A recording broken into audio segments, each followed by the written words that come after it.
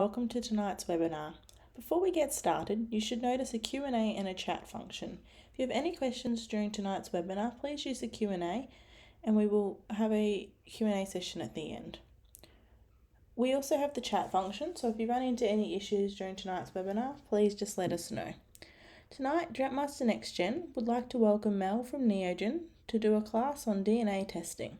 I'll now hand over to Mel for her presentation. Started in customer service and worked my way up into sales and marketing. So at the moment, we are obviously all pretty locked down and restricted on where we can travel and how we can reach people. So I have put it out there to the Next Gen group to share with you how we operate at Neogen and what we do and what we're about. So let's get into it and see how we go. If you have any questions, I'm quite happy to answer them at the end of the webinar, or my contact details will be shared afterwards. So who are Neogen? So Neogen is a company that purchased the animal genetics laboratory at UQ in Gatton in 2017. At the time of purchase, we had 12 people working for us, and we are currently employing nearly 50 staff. We're still based in Gatton, Queensland, and have a new lab with a new warehouse that stores all your samples. We're currently the largest animal genomics testing facility in Australia. And we're keeping everything in-house. So although we have labs in Brazil and Canada, China, India, Mexico, the UK and the US, and we all work together, we keep everything onshore. So not only do we test beef and dairy, we get into the sheep space as well and have some pigs come through, mostly genomics for sheep, and pigs have parentage and some other traits. And we also have a food safety and animal health products. So if there's anything you need to know about that side of our business as well, I'm quite happy to walk you through it. I'll just have to get some more info on it first. We've got sales members all over Australia. So we've got Dan down in South Australia, Jade is in New South Wales, and Chris is in Victoria. So we're all down the eastern coast, but we all have the capacity to travel into WA and Northern Territory as well, COVID permitting. So our cattle DNA tests, everyone will mostly be more familiar with the parentage side. So our parentage profile is called a seek sire. And even though the name is quite deceiving, we can find parentage from the sire and dam and progeny on that seek sire profile. So it's a perfect all-round test for the whole family to find out where the parents are laying and where the calves are. So both parents need to be tested on the seek sire profile in order for us to find the progeny. Hornpolt and Pompies is also pretty popular for Droughtmaster members, and we can have this included in the Droughtmaster bundle. So that bundle is only available through the Droughtmaster Society. So if you contact the guys down at the office, they'll be able to walk you through the testing process and the cost for that as well. We also offer tenderness and myostatin, which is also pretty popular in the Droughtmaster world, and pestivirus. So testing with pestivirus is a little bit different. We actually need to test the sample for something else before we test it for pestivirus. So it's a little bit like testing for parentage before we do the pestivirus, is because of the additives that we're adding to the sample to get the results for your pesti. So that's just something to be aware of if you come to us with pestivirus as well. The GTT Beef 50K test, so it's pretty new in our world. So we've been using the trot beef test for probably 2-3 years now. So it was developed for Indicus cattle, including Droughtmaster Brahman and trot composites. It's a combination of the next generation bovine genotyping technology, and it was put together by Australian researchers and the team at NEGEN. So it combines 50,000 SNPs to find the parentage platform. So you can use Seek Sire or you can use Trot Beef to find parentage, but the Trot Beef is used for your genomics. So we can talk a little bit about that later, but it is only really available through the Droughtmaster Society. And this is because it's very hard to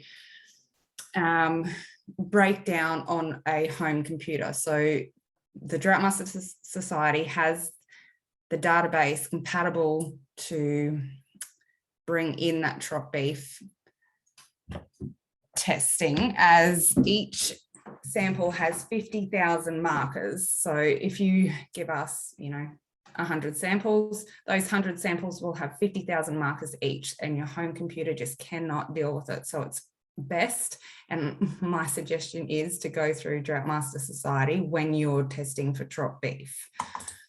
The Droughtmaster bundle, so again, it's available through the Droughtmaster Society. It's great value for money. You get your Trot Beef profile plus your parentage if your size and dam lists are provided and they are tested on that platform. So it can be tested on a Seek Sire or a Trot Beef for us to find the parentage lines, and you'll get Hornpoll and Pompey's results with that as well.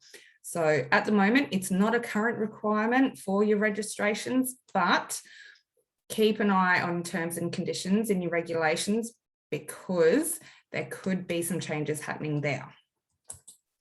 Your parentage. So when you're testing for parentage, it's going to help you make decisions on culling, because you'll find out which bulls are underperforming and which sires are having the biggest impact on your herd. So my personal opinion is I love parentage. I really like people to test for parentage because it's going to help assign parents to calves. It's, full parentage is more beneficial than just sire verification, and it gives producers the opportunity to eliminate mothering up. So you don't have to go out to the paddock every day to find out who's calved. You can do your parentage all by DNA testing, and it's all by process of elimination. So on the right hand of your screen, you'll see we've got SNP1, SNP2, SNP3, and SNP4.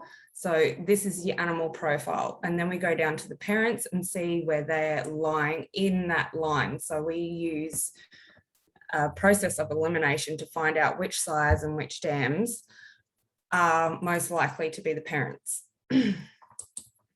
Okay, so understanding your poll results. So this has changed in the past 2 years. I wasn't able to get a graph on how we used to send out poll results, but at the moment, this is how we are interpreting the poll. So your result here on the left-hand side is your PCPC. So that's coming back as homozygous poll, so your double P.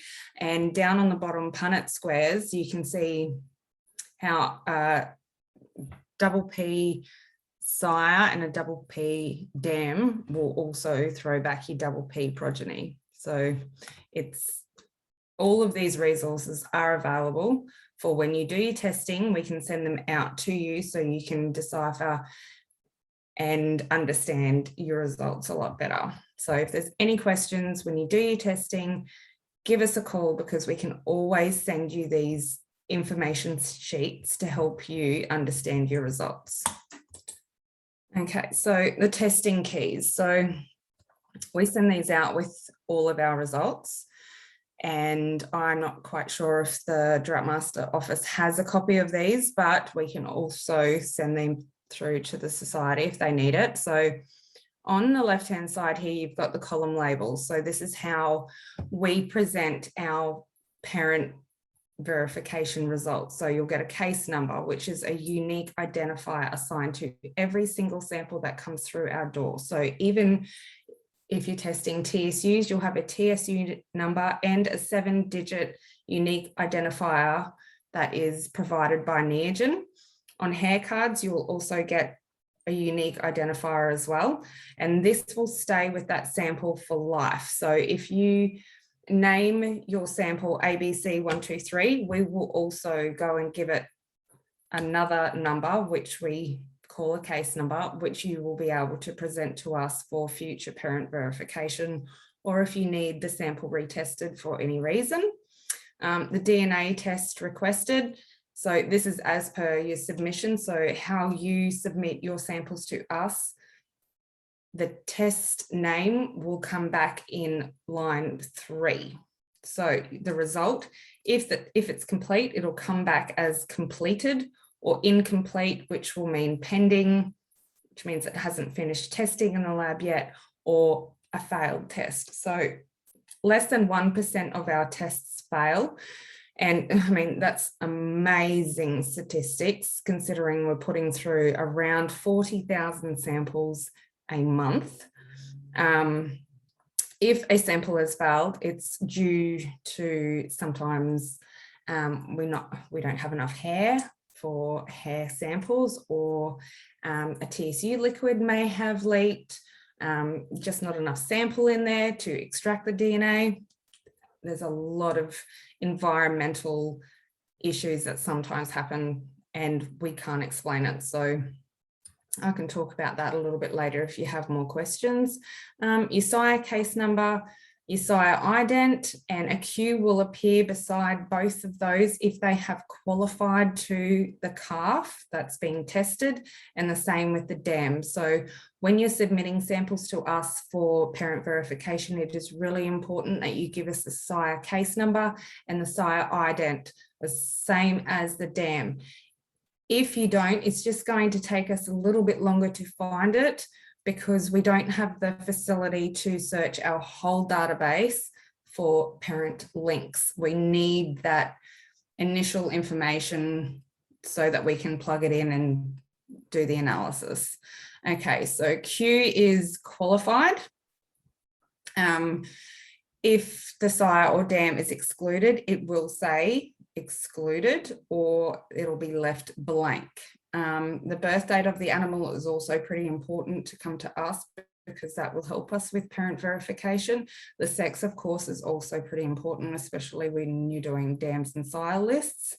The animal name is optional, but it's a good idea if you put it in. Your member ID is also optional, but it also will help us to identify who's sending the samples, so we can come back and say, hey, look, thanks for your samples. If you have any issues, please let us know. It's always really, really nice to get some feedback. Tenderness key is scored from 1 to 10, so 10 being the most favorable, and general results come through with an N for non-carrier, so your pompies will come through as an N or a C for a carrier. And NR is a no result. So that's, again, a failed sample. Submitting samples. So I spent a bit of time with the girls down at Droughtmaster office to get this right, because it was really important that we're all on the same page. So I have done up a table here of the life cycle of your sample. So from buying the collection kits, which can be purchased through NEGEN or the Droughtmaster office. So our email address is just up there in the right hand corner. If you need to purchase any collection kits, you can email us and give us your details.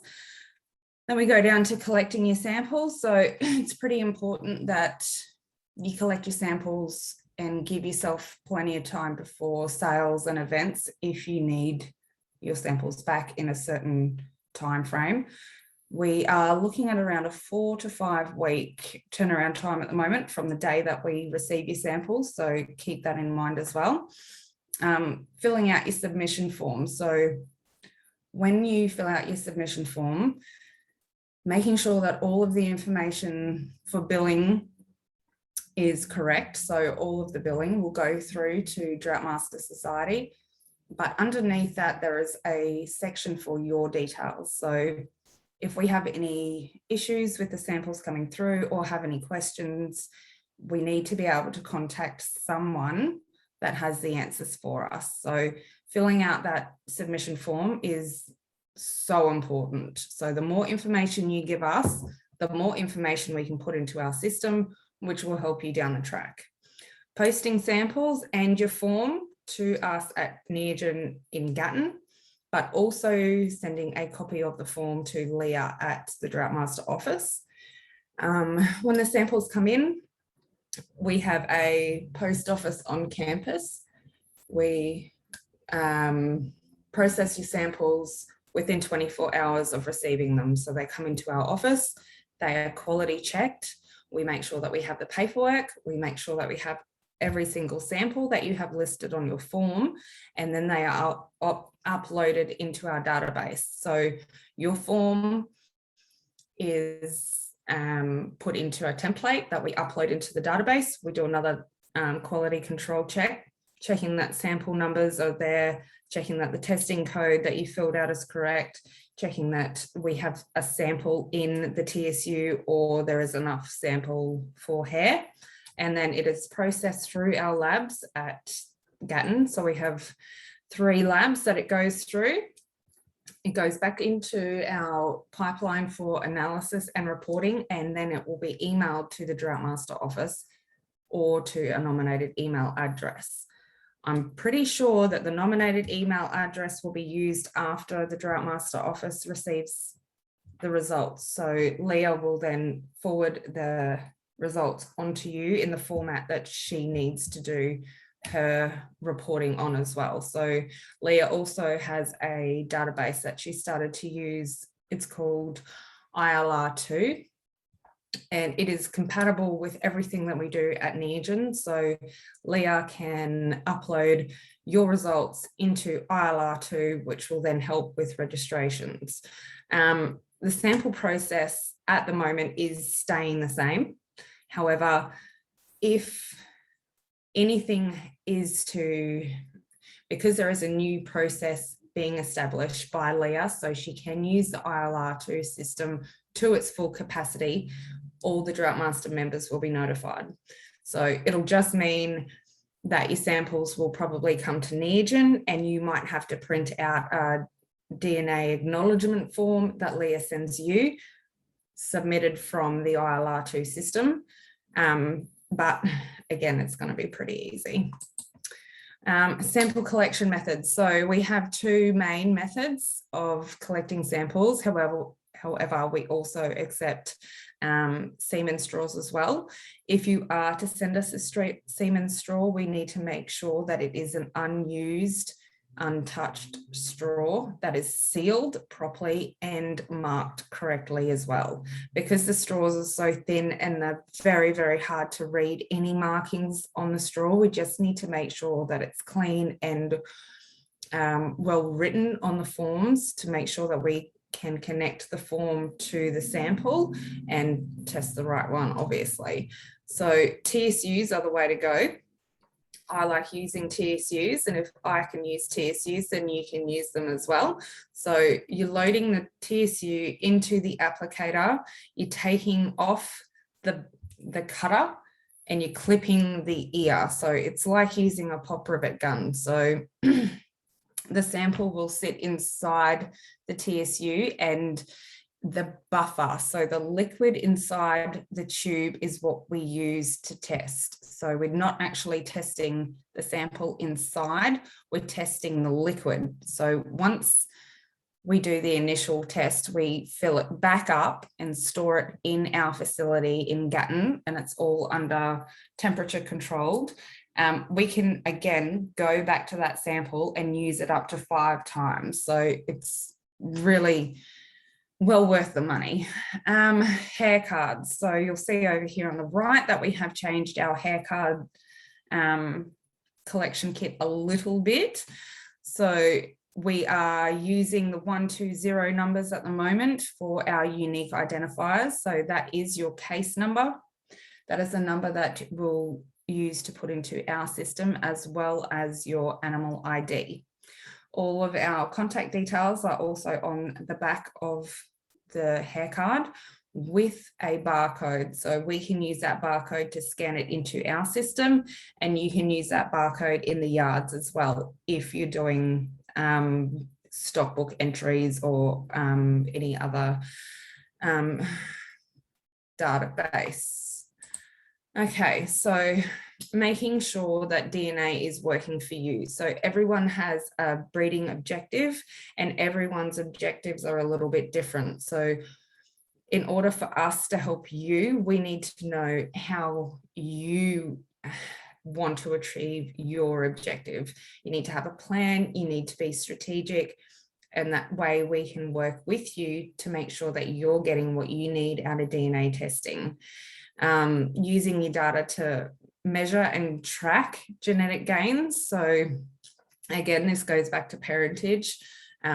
It's, you know, don't forget the basics. Use your parent DNA testing to make sure that your structure is there, that you're getting the right amount of DNA testing out of your herd. So you make sure that you know where you want to be so that we can help you get there. And don't forget to measure. So measure, measure, measure. Don't forget your phenotypes.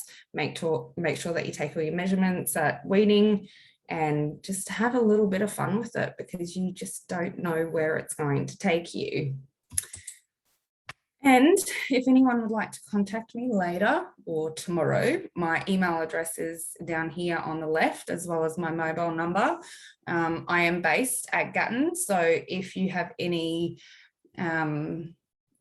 that would like to come through the lab to have a bit of a look, we're always doing lab tours. So, you know, pretty keen to get people in to see how we work and how many people we've got and what everything looks like.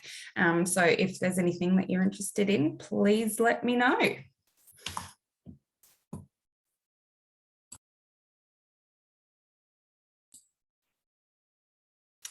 Michaela, did you want to take over from here? Yeah, that'll be great. Thank you, Mel. So we have one question come through so far. So if anybody else has some questions, please send them through. So the question is, what is the expected lifespan of TSUs? Hi, Jenny. Life expectancy of TSUs at the moment is around 5 years, because that's what we have data on. So TSUs are a very new technology. They're new in Australia. They're new to us at NEGEN. We're looking at around 5 years. So from the time you buy your TSUs to the time you take the sample, I'm saying within 12 months. So if you buy 100 TSUs from me next week and you only use 80 of them, the other 20 can be used in next year's drop, but storing them in a cool, dark area would be best, not on the dashboard of the ute or anything like that. And then, yeah, at the moment, data showing 5 years. So that's what we're telling everyone.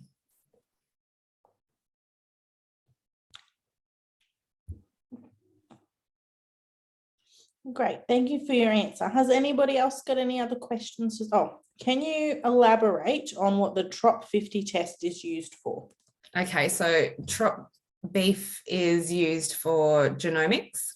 So when you order the TROP beef test, the information or the results are sent back through to the Droughtmaster Society, which then send it on to AgBoo, I believe, for breed plan figures. That side of thing, I'm not 100% sure on. I don't know the turnaround time to get your figures back out of breed plan. But as I was talking to Michaela earlier, I think it would be a good idea to include Paul Williams from Tropical Beef Technical Services in the next webinar, if we decide to have another one, so that we can have a talk more on that breed plan side. I think it would be really beneficial for everyone. Thanks, Mel. So our next question is, how long do tail hair samples stay viable for testing for?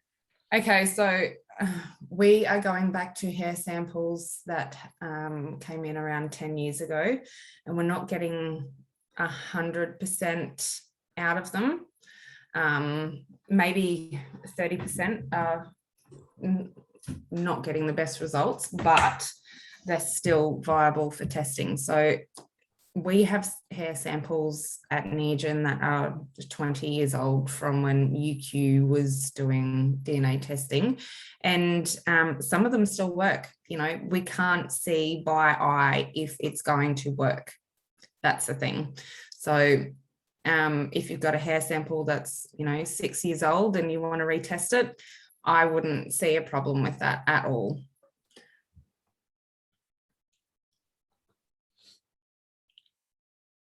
Great, thanks, Mel. Have we got any other questions from anybody else that you'd like to send through?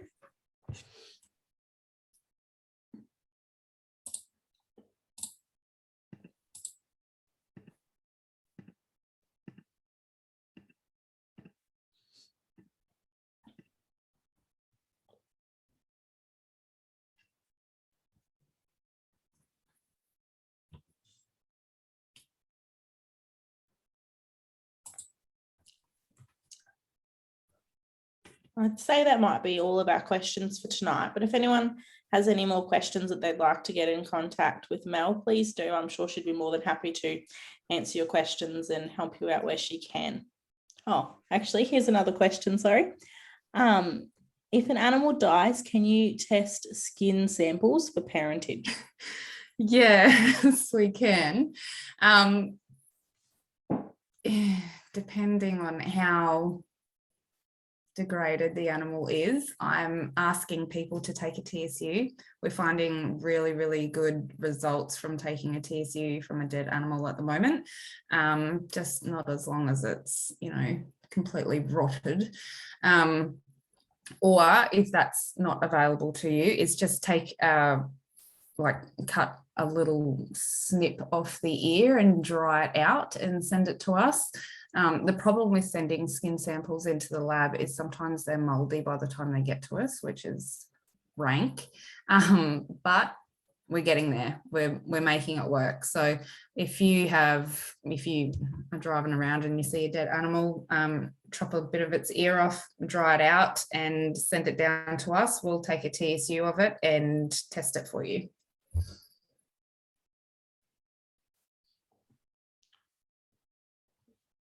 Great.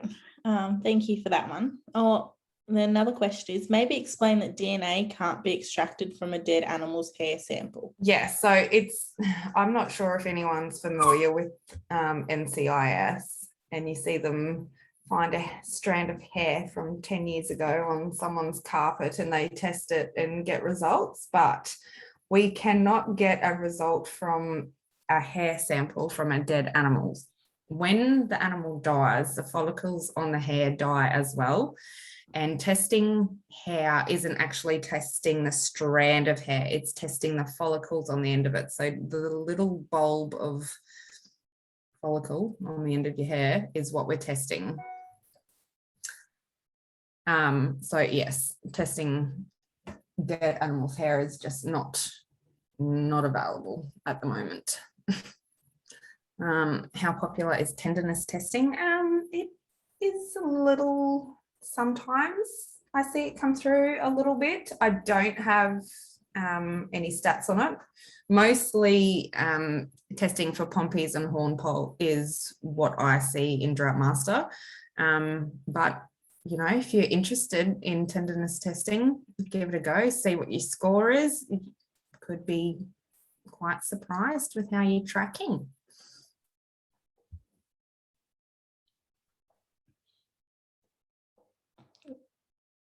Thanks, Mel. Have we got any other questions that anyone would like answered?